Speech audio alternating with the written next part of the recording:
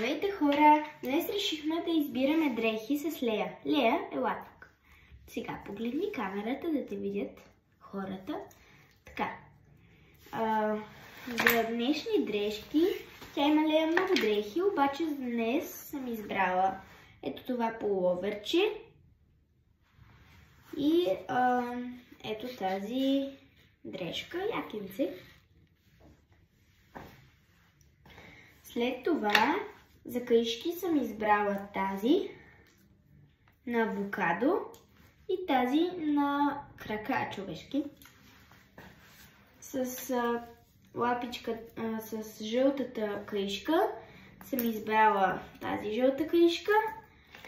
За авокадото каишка съм избрала тази розова каишка. Сега първо ще изберем горна дрежка.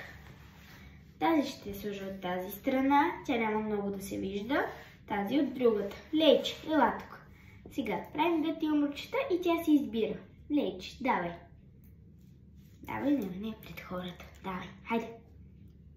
Хайде, Лейче. Добре, тя се избра. Ето това якенце. Ела, Лея, да ти го сложа. Така. По етапа на слагане, слага се отгоре ето така. Взимате едното краче.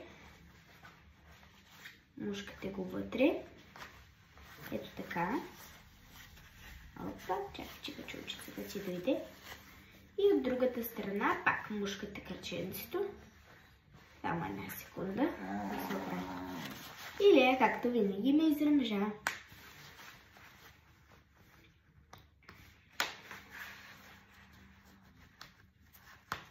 След това, като вече сме готови с якенцето, Лея е време да избере повод.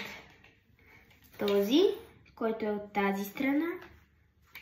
И този, който е от тази. Лея, избери си. Хайде. Хайде, давай. Хайде. Давай. Хайде, Лейче. Хайде. Зигни едното кръче и избери. Хайде. Хайде, Лея. Ама пред хората. Давай. Хайде. Хайде, Лейче. Как го направи първия път? Давай пак. Това кръче или това кръче? Давай. Едното кръче. Ето така. И тя избра тази. Значи това ще бъде повода. Така. И след това каишките. Тази от тази страна и тази същата от тази страна. Така. Тя отива назад. Хайде.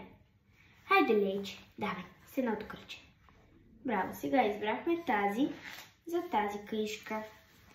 Слагаме я ето така. Закопчаваме. Само така. И с това закопчаваме. Така сме готови за разходка. Довиждане!